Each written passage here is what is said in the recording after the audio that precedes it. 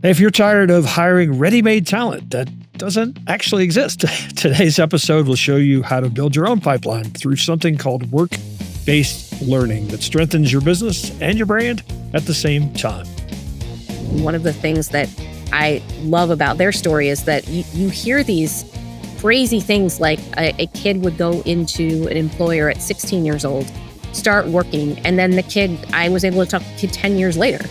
You know, he's 28 years old or 26 years old, and he's now like a master welder at this organization. He built an entire career off one work-based learning experience.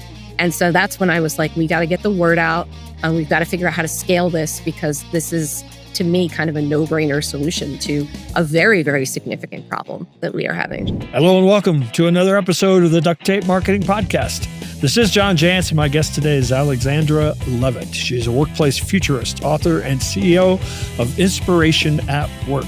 She's written extensively about how work is changing, and today we're going to talk about her new book, Make School Work: Solving the American Youth Employment Crisis Through Work-Based Learning. So, Alexandra, welcome back to the show.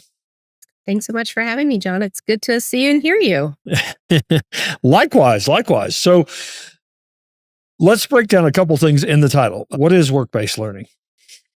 Work-based learning is the most simple explanation for it is that it is learning that takes place in a real-world work environment. Yeah. And that typically includes things like apprenticeships, internships, one-to-one mentoring. And we refer to high-quality work-based learning as being a fully immersive experience that's authentic to the individual in terms of the things that they are passionate about, and that provides a tangible opportunity to spend a good degree of time learning skills that will make you career ready. So these can be anything from learning judgment and interpersonal relations to problem solving, but also it a lot of times gives students a very concrete group of skills about how to work a set of equipment, for example. It depends on where you're doing work-based learning. But if it's in a manufacturing setting, for example, you could very well be literally on the front lines of learning how to integrate AI-based technologies into existing robotics or existing equipment. And that's a very valuable skill set in today's workforce. So I would suggest far more valuable than, I don't know, AP calculus. For sure. I suppose it depends. All right. So the other part of the title I wanted to break out, how would you describe, I mean, you use the word youth employment crisis. How would you describe what you're trying to convey there? Well, I think the important thing to recognize from my perspective, at least when I look at my own trajectory, is that there has been this mismatch or this gap for quite some time between the positions that are available in the workforce and the length of time that it takes employers to find the right talent, and the number of young people who are unemployed or underemployed.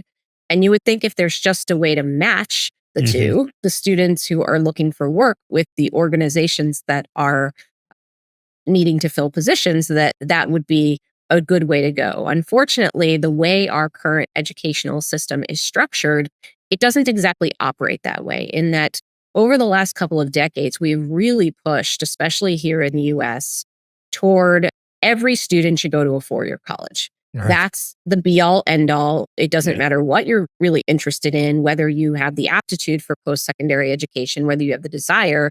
That's the outcome that both students and their parents expect that they're going to do. And so as a result, we have more people graduating college than we ever have had before, which is good that we are providing opportunities for education, and especially education that was unaffordable to some prior to the last couple of decades. But because we have so many college students graduating, the jobs that are available on the knowledge worker front are not as prolific. And this is especially relevant in the last year or so, where entry-level hiring has taken a massive dip due to the integration of AI-based technologies into the workforce. Some of those jobs have been the first to be automated. So what we really still see is there's a tremendous skills gap in jobs that don't necessarily require a four-year college degree, but there's a glut of students on the other side who have gotten all this education and don't know what to do with it. So work-based learning is what we feel is the solution to that employment crisis that's happening. Well, and you take it from the headlines. I mean, Amazon lays off, I don't know what the number was, 20,000 people or something like that. We have in my agency, we have a lot of home service businesses that we do work for, and finding skilled labor right now for jobs like plumbing and carpentry and things, there's a real need for that. And consequently, they're paying a lot for those positions now. And so do you see a real shift where, AI is probably a ways away from being able to do plumbing and carpentry? That's exactly how I see it. And I see that there is this strange stigma that I don't really know where it came from, but ever since I've been in this line of work, it's that, you want to have a career that requires a 4-year college degree. You don't want to go into manufacturing or plumbing or carpentry because that's not a desirable career path. Well, if you look at what is a desirable career path, it's something that allows you to earn a family sustaining wage and something that you enjoy doing. So to me, that's a pretty broad definition, and it depends on who you are, what you might find rewarding and meaningful. And as you mentioned, these jobs pay astronomically well, way better out of the gate than a lot of knowledge worker jobs, or what we used to call knowledge worker jobs. Yeah. And so I think but there's this strange stigma. I do see a little bit of a shift though. And I think part of that is everyone is starting to wake up to the impact of AI and realize we need to go back to what humans can do in our unique way.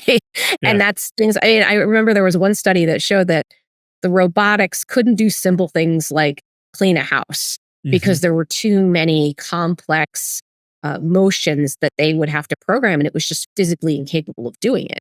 And there's a lot of things like that. And a lot of times too, these trade occupations, they are really human to human, and they're very interpersonal in nature. And so sometimes maybe you don't want an AI plumber coming to your house. Maybe you have your same plumber that you've worked with for 10, 15 years, and now you're getting to know his or her son or daughter because they're taking over the family business. I mean, this is how we worked for most of human history. And I think we're starting to see that there was some value in that. Yeah, just look at the Google reviews of these kind of businesses. They hardly ever mention the company. It's Rusty, who fixed my boiler, right? Yeah. So I think you're absolutely right.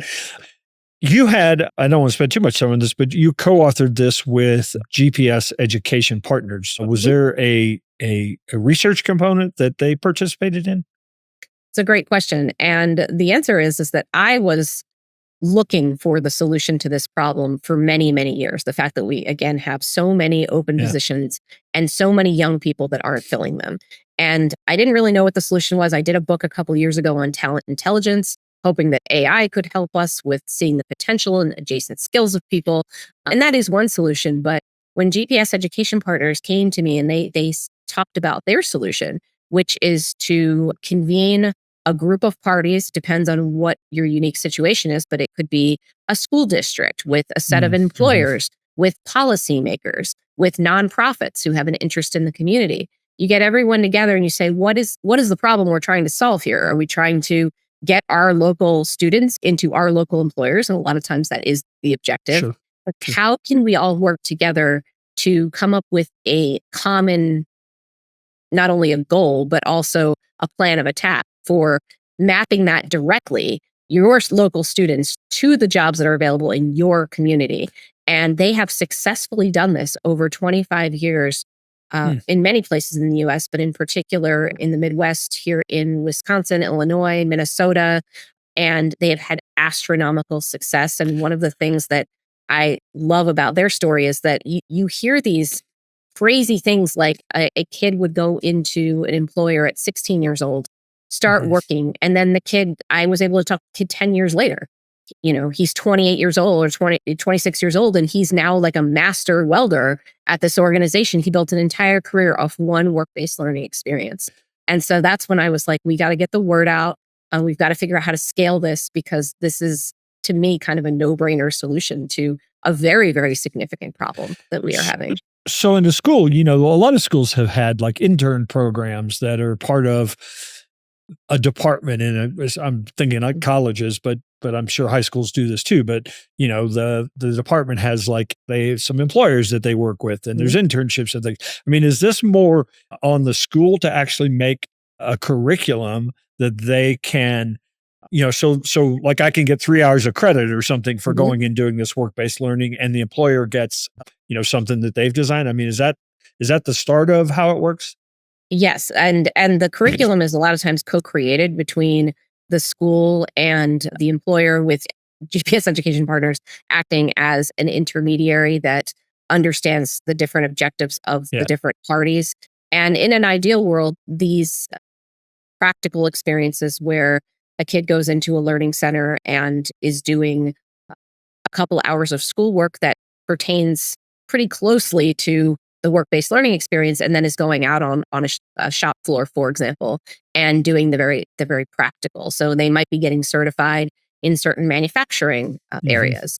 While they're getting the very, I don't know, I guess you would say hardcore on the ground experience, they're also getting some of that background educational knowledge that is essential to continue to pursue that career. And Right. that's what I love about it, is that it's education for a purpose. It's Yeah. not just, well, we're going to go do this 4-year degree. We don't know if we're actually going to use it for anything, but we're going to do it. And this way, I feel like with work-based learning, you have a really educated determination about whether further education makes sense for Mhm. something that you have learned you either want to do or don't want to do.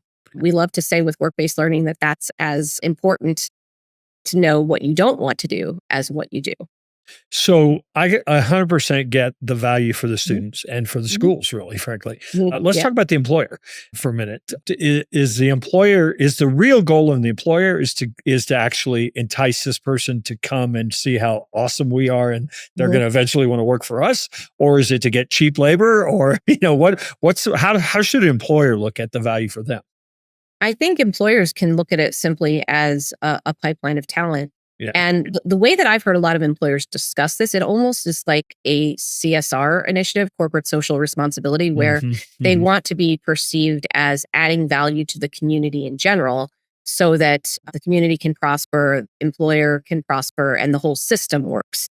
And Hmm. that is one objective. But I would also suggest that it's much simpler than that even, which is that, where particularly, I know you have a lot of small businesses as That's right. your listeners.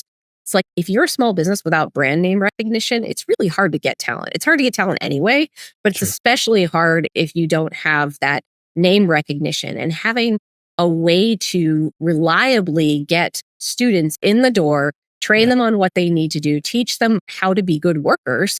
And then I think if you do a good job with this, they do stay with you. I mean, we Yeah. see that over and over again, and people say young people aren't loyal. I don't think that's true. I think it depends on the environment. And if they are provided an environment where they feel like they've gotten an amazing experience and they want to continue, and they know they can earn a family sustaining wage if they keep going, and it makes sense, I think they are likely to stay with that employer. So to me, it's yes, it's a socially responsible thing to do, but also I think it literally gets people in the door. And even if, though, not every single kid who goes into work-based learning is going to become a full-time employee, but ideally you have a few every year. And I think that that would be a really important benefit for organizations that are having trouble getting people. So how would I, if I'm a business and I don't know, I'm a 20-person firm, so I'm not, Mhm, I'm not a lawyer. I mean, mhm, social responsibility is nice, but it's mhm. also it's also down, probably somewhat down the list of all the other stuff I have to manage, Yeah.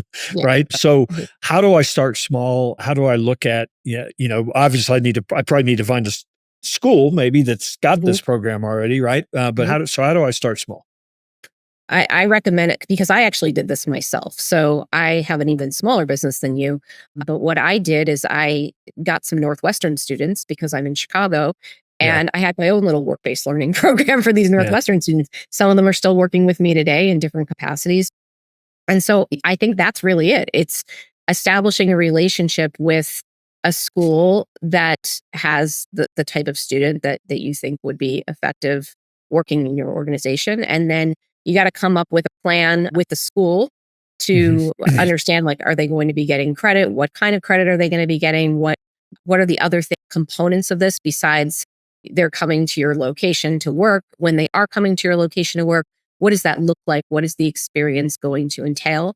Because one of my favorite things I heard Stephanie Locke, one of my co-authors, say is we don't want to encourage random acts of work-based learning where, we do like a tour of our facility for a bunch of students or somebody comes and talks. It's like those things are nice. They're important for exploration, but ideally there would be a really concrete plan about what that student is going to learn, what they're going to do, and how the different parties are going to benefit, as you said, because employers are putting themselves out there trying to do something that they haven't done before. And therefore, it does require some degree of effort and some degree of willingness to change and do things a little bit differently. And the other thing that I'd point out that is a real benefit, I think, for any size business is that employees love to be in the mentorship position.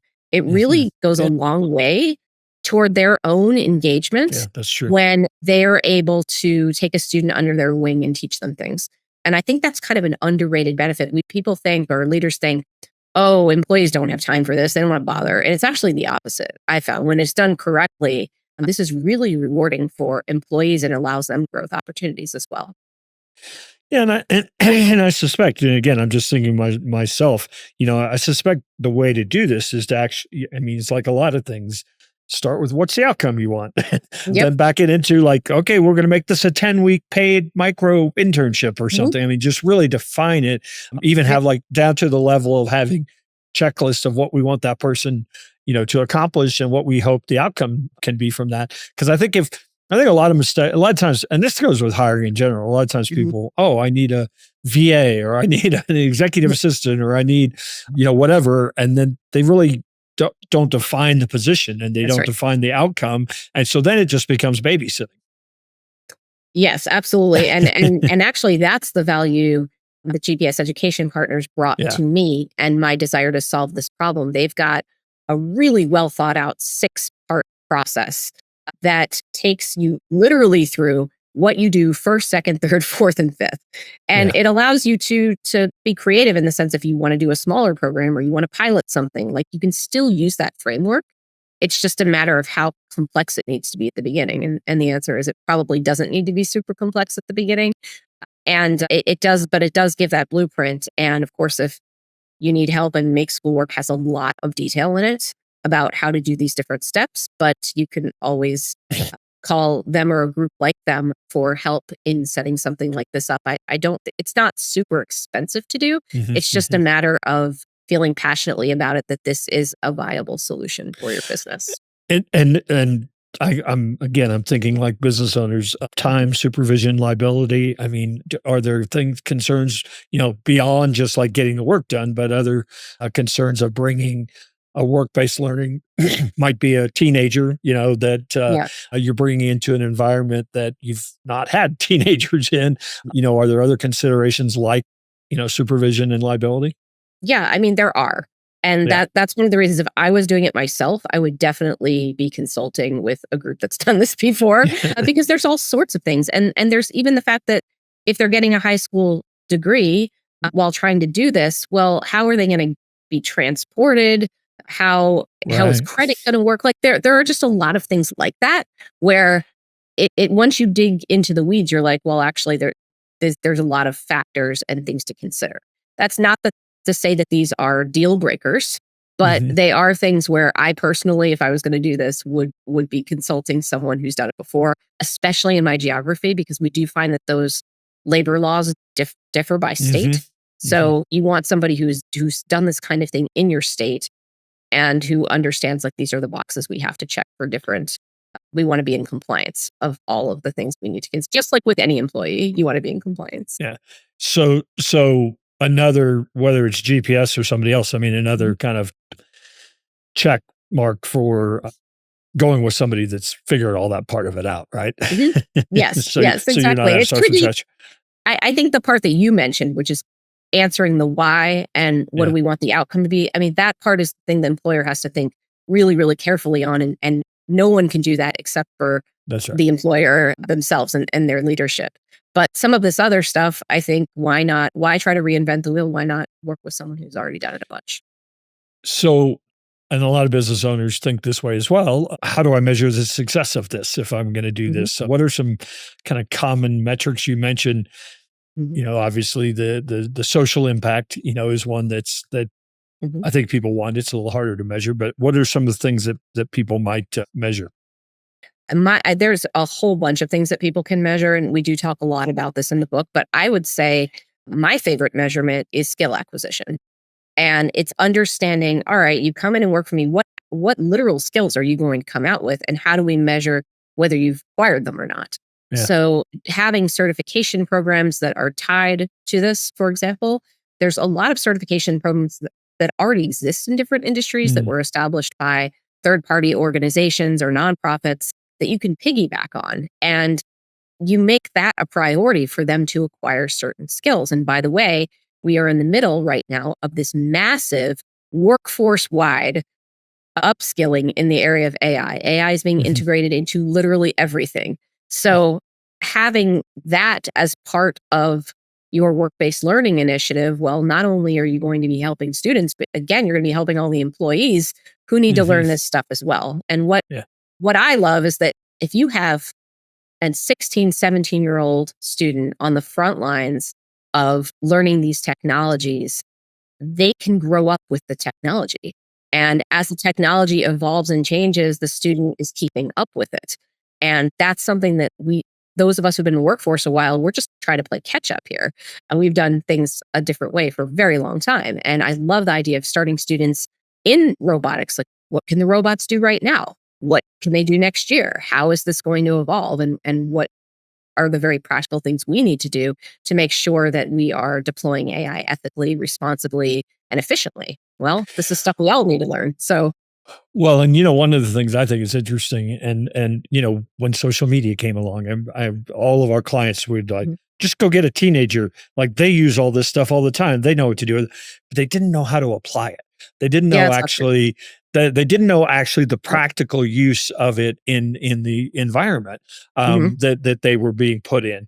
And I Hmm. think that that's an element that a business owner or a person can certainly bring to. Yeah. Okay. They understand all these and they have no fear of playing with all these tools, but how they actually put them in context of a good use in a business situation, I think is something Yeah. that is an invaluable skill they're never going to learn in school.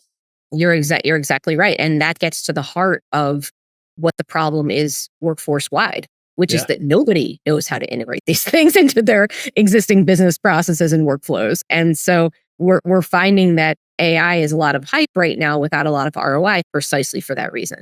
So Yeah. if we can teach students that at a very young age and get them used to, okay, every time a new technology comes down the pike, I got to figure out what's the best use of that. How do we deploy that in a sensible way? That's going to be incredible because these things are only going to keep evolving. We are not going to stop. And it's No. only going to get faster. Yeah. Yeah. Absolutely. Well, Alexandra, I appreciate you taking a few moments to stop by. Where would you invite people to connect with you and find out more about Make School Work? And I think you also have a makeschoolwork.org organization. Yes, our website, makeschoolwork.org, has obviously the book, but it's going to continue to have resources for how you can assess your own readiness to start work based learning, just some additional things to think about. This is not an easy thing to do, but it's also, when it goes well, it's extremely rewarding. And I Mhm. think we're going to see more and more of this as we just come to terms with the fact that the current education system here in the US is not really doing its job to prepare all students for the world of work. We've got kind of a narrow approach that I think deserves to be widened and further considered. Yeah, awesome. Well, again, thanks for stopping by the show, and hopefully we'll run into you one of these days out there on the road. You're welcome. Thanks for having me, John. It's good to see you again. Likewise.